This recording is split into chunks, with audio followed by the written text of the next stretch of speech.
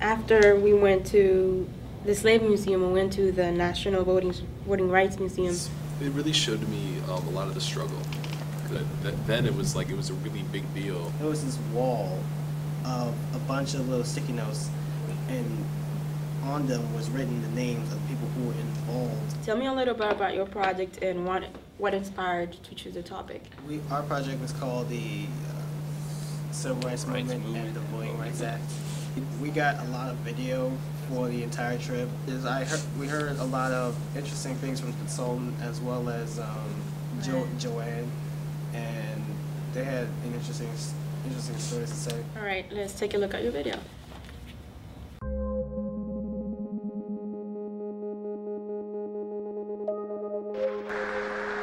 Would be guaranteed the unalienable rights of life, liberty, and the pursuit of happiness. It is obvious today that America has defaulted on this promissory note insofar as her citizens of color are concerned.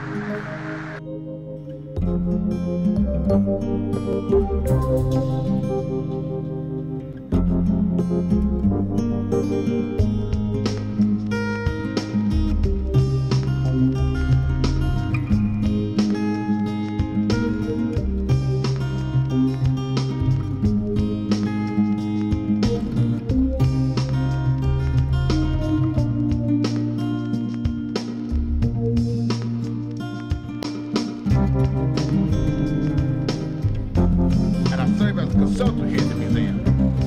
But now I've been working with this museum since it opened back in 1993. And when we opened this museum in 93, one of our primary goals for this museum was to identify and document the people we call the foot soldiers of the voting rights struggle. The people that didn't have the leadership role when they was making that history. But people that marched with Dr. King, people that got beaten, that went to jail, all those things that happened to the leaders happened to regular people. But because they weren't the leaders of the movement, when the new law was passed, the Voting Rights Act was passed, and all the demonstrations ended, most of those people just went on back to their regular worlds, their families, their jobs. And because they weren't the leaders of the movement, no one ever went to seek them out, to interview them. I was born and raised here in Selma, Alabama, and I grew up during the 1960s. It was a turbulent time. My grandmother, Sylvia Johnson, joined an organization here called the Dallas County Voters League. It was formed in the early 30s. And they formed this organization and set about trying to register African Americans in this community to vote. Grandmother would take us to the meetings. We had to sit at the feet of those history makers while they strategized on how they were going to get this thing called freedom, right? Now, I thought they were just clueless. My third grade teacher had already told me Abraham Lincoln freed the slave. My grandmother could neither read nor write, so I knew she didn't know. But those other people in there who were pretending to write, they didn't know it either. I thought I was the smartest thing in the world because I knew that the Emancipation Proclamation freed me.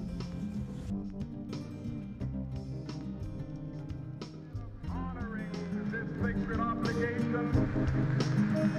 America has given the Negro people a bad check.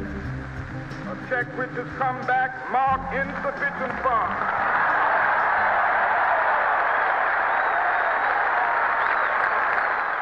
That was a really nice project. The same day we went down to the bridge that a lot of people that fought for the rights crossed that bridge with Dr. King.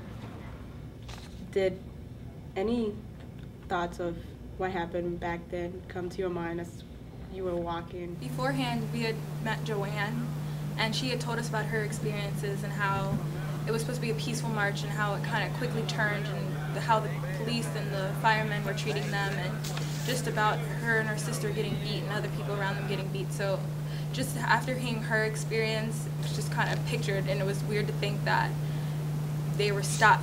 When we got across the bridge and came to the final end, there was like this stone and this little memorial thing right there.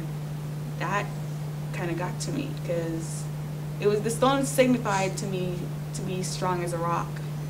did on Wednesday was a talent show, and that consisted of meeting with a group of youth and grown-ups that came all the way from North Carolina. It was great to meet new people. I like meeting new people.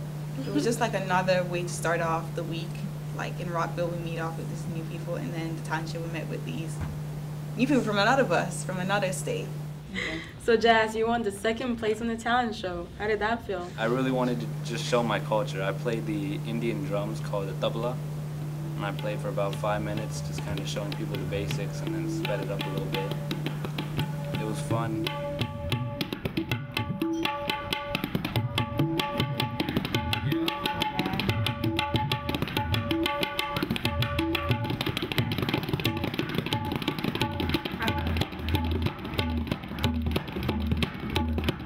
Congratulations, Jazz. And Seamus, what did you do? You also participated on. I read a poem that I had wrote, and that was nice just to share that and let everyone else see what it was and feel my emotions. Was the poem inspired by someone?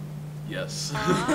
So this poem is entitled My Love by myself. Okay, the next day, Thursday, our first stop was the 16th Street Baptist Church.